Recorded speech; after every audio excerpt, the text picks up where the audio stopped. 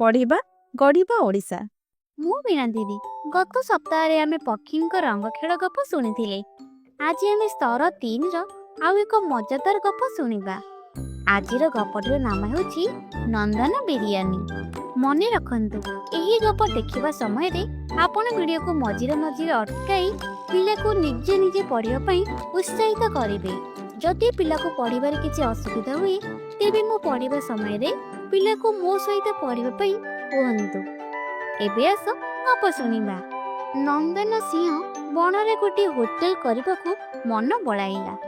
ଏଣୁ ସେ କୋକିଶିଆଳ ସହ ମିଶି ହୋଟେଲ ଆରମ୍ଭ କଲା। ଗ୍ରାହକମାନଙ୍କୁ ଆକୃଷ୍ଟ କରିବା ପାଇଁ ସେ ପ୍ରଥମେ ବିରିୟାନୀ ପ୍ରସ୍ତୁତ କରିବାକୁ ସ୍ଥିର କଲା।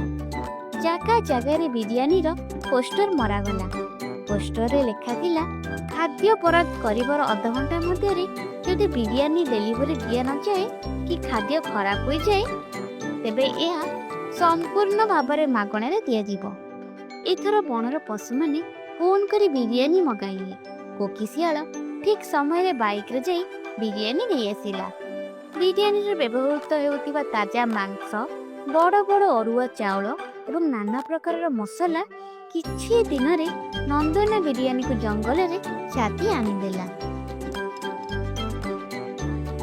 ସେଇ ବଣରେ ଭାଲୁଟିଏ ରହୁଥିଲା। ସେ ମାଗଣାରେ ବିରିୟାନୀ ଖାଇବାକୁ ଯୋଜନା କଲା। ଏଣୁ କୋକିଶିଆଳ ବିରିୟାନୀ ନେଇ ଯାଉଥିବା ବାଟରେ ସେ କଣ୍ଟା ବିଛାଇ ଦେଲା। ଫଳରେ କୋକିଶିଆଳର ଗାଡ଼ି ଲିକ୍ ହୋଇଗଲା। ଭାଲୁ ପାଖରେ ବିରିୟାନୀ ଡେରିରେ ପହଞ୍ଚିଲା। ସର୍ତ୍ତ ମୁତାବକ ତାକୁ ବିରିୟାନୀ ମାଗଣାରେ ମିଳିଲା। ଭାଲୁ ମଝିରେ ମଝିରେ ଏମିତି କପଟ କରି ମାଗଣା ବିରିୟାନୀର ମଜା ଉଠାଉଥିଲା। ଗଛ ଡାଳରେ ଥିବା ମାଙ୍କଡ଼ ଏସବୁ କଥା ଦେଖୁଥିଲା। ତେଣୁ ସେ ଏ ବିଷୟରେ କୋକିଶିଆଳକୁ କହିଲା।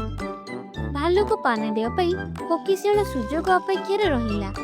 ଆଉ ଥରେ ଭାଲୁ ବିରିୟାନୀ ବରାଦ କଲା। ଏଥର କୋକିଶିଆଳ ବାଟରେ ବିରିୟାନୀରୁ ସବୁ ମାଂସ ଖାଇଦେଲା। ହାତରେ ଗୋଡ଼ି ମିଶାଇ ବହୁତ ଡେରିରେ ପହଞ୍ଚିଲା। ସେତେବେଳକୁ ଭାଲୁ ଭୋକରେ ଆଉଟୁ ପାଉଟୁ। ଭାଲୁ ବିରିୟାନୀ ଦେଖି ଖୁସିରେ ଯେମିତି ଖାଇଛି, ତା ଦାନ୍ତ ଗୁଡ଼ିକ କଡ଼ ମଡ଼ ହୋଇ ଭାଙ୍ଗିଗଲା। ସେ ଜୀବନ ବିକଳରେ ଧାଇଁଲା ଯେ ଧାଇଁଲା। ଆମର ନନ୍ଦନ ବିରିୟାନୀ ଗପଟି ଏବେ ଶେଷ ହେଲା। ଏବେ ଜାଣିବା ଯେ ପିଲାଟି ଗପ ପଢ଼ି କେତେ ଦୂର ବୁଝିପାରିଛି। ସେଥିପାଇଁ ଗପ ସମ୍ପର୍କିତ କିଛି ପ୍ରଶ୍ନ ଦିଆଯାଇଛି। ଆପଣ ପିଲାକୁ ସେଗୁଡ଼ିକ ପଚାରନ୍ତୁ। ତୁମେ କୋକିଶିଆଳ ଜାଗାରେ ଥିଲେ ଭାଲୁକୁ କିପରି ପାଣି ଦେଇଥାନ୍ତ? ଏହି ଗପରୁ କ'ଣ ଶିଖିଲ?